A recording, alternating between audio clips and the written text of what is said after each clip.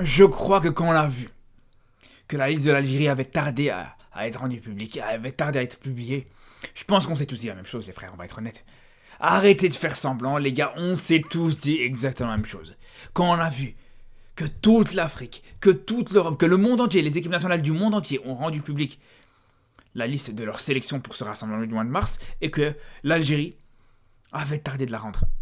On a tous eu dans un coin de notre tête la possibilité que, voilà, pourquoi pas, une petite surprise de dernière minute, un petit changement de dernière minute, pourquoi pas un Kliouche et un Cherki qui auraient pu être présents dans cette liste. On y a tous pensé, les gars. Même la Tunisie et le Cameroun, ils ont rendu leur liste, les frères. Même la Tunisie et le Cameroun, ils ont rendu leur liste avant l'Algérie.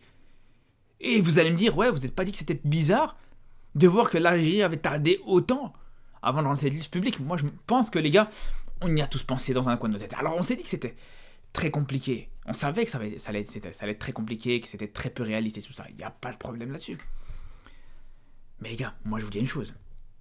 Moi je suis à la place de Petkovic. Si j'étais à la place de Petkovic et que je vois Cherki et Akliouche qui se sont presque fait humilier en conférence de presse devant le monde entier de la part de Deschamps, qui non seulement n'ont pas été convoqués avec l'équipe de France, mais qui en plus de ça, encore une fois, ça leur colle l'étiquette de joueur international français espoir. Et surtout, les gars, la réaction de Deschamps par rapport à cette question sur ces 2 jours-là, et ça on en a déjà parlé, on va pas revenir là-dessus, mais ça pour dire que quand on a vu ça, quand on a vu, les gars, la réaction de Deschamps, quand on a vu comment Deschamps a pris de haut le journaliste qui a posé la question par rapport à Cherki et à Kliouche, en disant clairement que pour lui, Désiré Doué était largement au-dessus, que Désiré Doué était un profil plus intéressant, que c'était un profil plus polyvalent, que c'était un profil qui correspondait plus à l'équipe de France, et que de toute façon, Cherki et Akliouche, c'est pas grave, bon, ils peuvent encore jouer avec l'équipe de France Espoir, alors que on sait très bien qu'ils sont plus âgés que Désiré Doué, par exemple. Même si, bien sûr, on sait très bien à quel point Désiré Doué aussi est un très bon joueur, c'est pas du tout ça la question, les gars. C'est pour ça, je vous dis la vérité, en voyant ça, je me mets 2 minutes à la place du sélectionneur de l'Algérie, mais moi, à la minute même où je vois la conférence de presse de Deschamps qui prend de haut Cherki et Akliouche, je prends mon téléphone. Allô Cherki? Allô Akliouche? Ouais, vous avez vu ce que l'autre l'a dit? Ah ouais, c'est chaud. Hein. Franchement, c'est chaud. Ouais, mais moi aussi, franchement, je vous dis la vérité, les gars. Pour moi, je trouve qu'il a abusé. Ah, il vous a pris de haut, la vérité, pour moi, il vous a manqué de respect. Pour moi, il vous a manqué de respect, clairement. Ouais, non, mais vous êtes clairement meilleur que Désiré Doué, que tout ça. Pour moi, vous aurez pu avoir votre place en équipe de France, clairement. Après, si vous voulez, peut-être quelque chose à vous proposer. Il y a peut-être une place qui s'est un petit peu libérée du côté de cette sélection algérienne. Vous êtes les bienvenus. Bon, je vous oblige pas, mais vous êtes les bienvenus. Il y a une place qui est là. Voilà, c'est comme ça vous savez. Simple, clair, net et précis, les frères. Alors bien sûr, on caricature un petit peu. Mais tout ça pour dire, les frères. Tout ça pour dire. Quand j'ai vu ça, moi c'est ce que j'avais en tête, les gars. Alors bien sûr, on s'est fait des films, bien sûr, c'est normal, c'est le but. On va dire, c'est un peu le charme de ces listes et de cette trêve internationale, c'est à chaque fois, voilà, le suspense par rapport à certains binationaux, etc.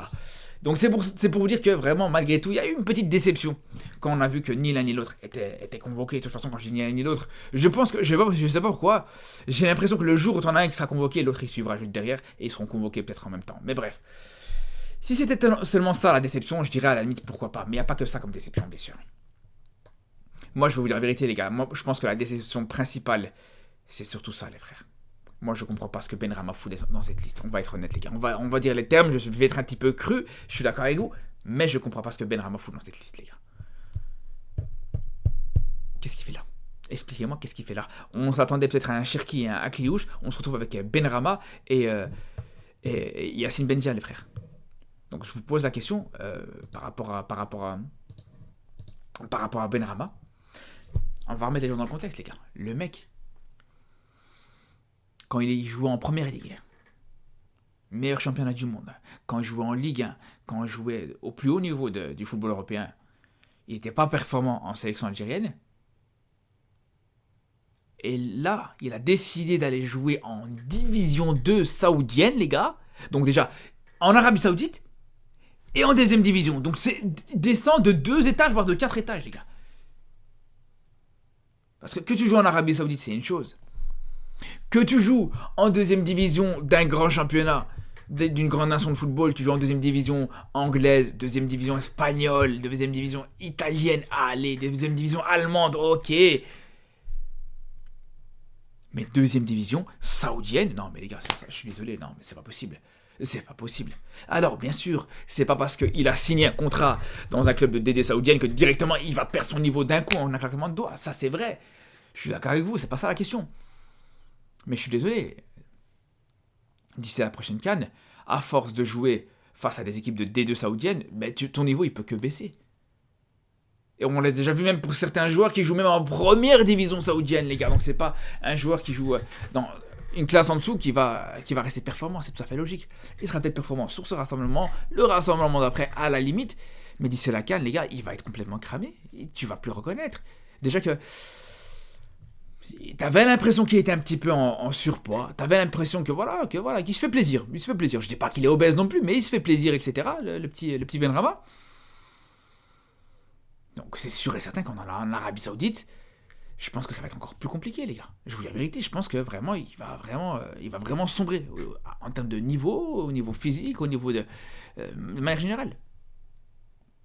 Après, tant mieux pour lui, il a signé dans un club comme ça, mais pour moi, à partir du moment où on parle d'une sélection comme la sélection algérienne, il n'a pas sa place là-dedans. Alors, à la limite, certains joueurs, ouais, on prend l'exemple de Mahrez, par exemple, certains joueurs comme ça qui pour le coup, on peut le dire, qui étaient performants, très performants quand ils jouent en Europe, qui sont des joueurs emblématiques de cette sélection algérienne et qui décident de partir dans ce genre de championnat, à la limite, pourquoi pas, parce que voilà, il a quand même performé en équipe nationale, mais là c'est pas le cas de Benrahma, c'est ça le problème, les gars, il est là le problème, donc c'est pour ça que je comprends pas ce qu'il fout là, les gars, je vous dis la vérité, pour moi, il a absolument rien à faire là-dedans. À la place de convoquer un jeune joueur comme pourquoi pas le petit Belloumi, de convoquer d'autres joueurs, même le petit, bon il a un certain âge maintenant, mais je pense par exemple à Farid Melali qui joue à Angers, qui est très bon, qui fait des très bonnes choses. Alors ok, c'est pas le joueur le plus décisif d'Angers. Après quand tu joues à Angers, c'est très difficile d'être décisif, c'est une vérité, mais malgré tout, voilà, dans le jeu, dans le contenu, il fait des très bonnes choses. C'est l'un des meilleurs dribbleurs de Ligue 1. Pour moi, je pense qu'il aurait pu mériter sa place. Au pire des cas, voilà, ce que tu aurais pu faire aussi, c'est tout simplement prendre un milieu de terrain en plus. Prendre Bentaleb à sa place, tout simplement. Alors, bien sûr, c'est pas le même poste, mais voilà, au moins tu permets à Bentaleb de venir, qu'il reprenne contact avec le groupe, tu le réintègres à ce groupe de l'Algérie, avant de jouer cette CAN, parce que je pense que c'est un joueur, je parle de Bentaleb, ça sera un joueur qui pourrait être hyper important pour la prochaine CAN. Alors, je comprends très bien le fait que tu n'as pas pris le risque de le convoquer, tu as préféré prendre des joueurs qui ont du rythme, comme des organes, comme des joueurs comme ça, il n'y a pas de problème. Mais je trouve que voilà, par exemple, un Bentaleb, pour moi, aurait pu mériter sa place, par exemple. C'est vraiment dommage de ne pas l'avoir vu. Je pense que voilà, en plus de ça, il prend du rythme, il commence à reprendre du rythme petit à petit. Ça aurait été intéressant de le voir.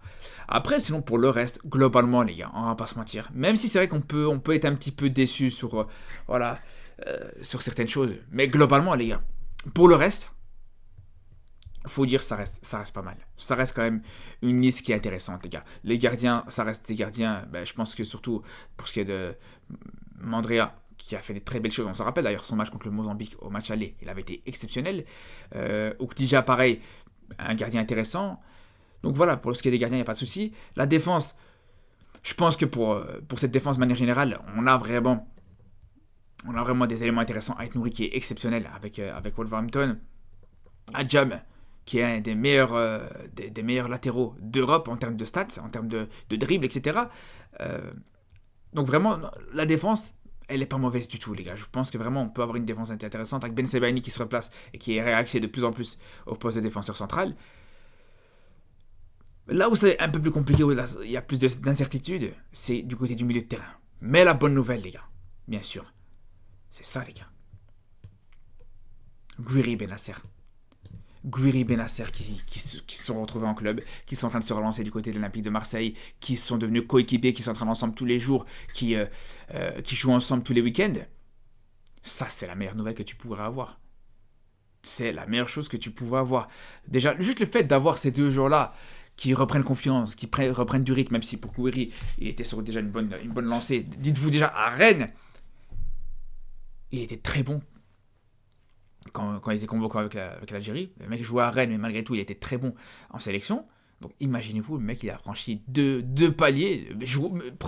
Premier mois du côté de l'Olympique de Marseille, il a été élu meilleur joueur du mois de février, déjà pour commencer. C'est pour vous dire à quel point, voilà, on parle même pas de ses statistiques aussi, pareil.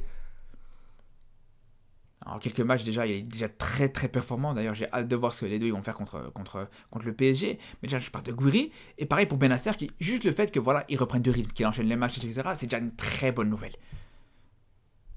C'est là où je vous dis voilà. Moi aujourd'hui, quand je vois cette sélection algérienne, moi je me dis une chose, c'est que tu as une très bonne sélection, une très très bonne sélection. Et je vous dis la vérité, les gars. C'est pour ça que j'insiste énormément avec Cherki Akliouche. J'en parle très souvent, mais je pense vraiment que si tu as Cherki Akliouche qui rejoint cette sélection, je vous le dis les gars, tu pourras avoir une très très très très belle équipe. Alors c'est vrai que en tant que concurrent, bien sûr, en tant que supporter de cette équipe du Maroc, c'est pas la meilleure chose, c'est pas la meilleure nouvelle, mais en tant qu'amateur du football africain et surtout en tant que pays hôte de cette prochaine CAN, on espère avoir les équipes les plus performantes et les meilleures équipes possibles pour cette prochaine CAN.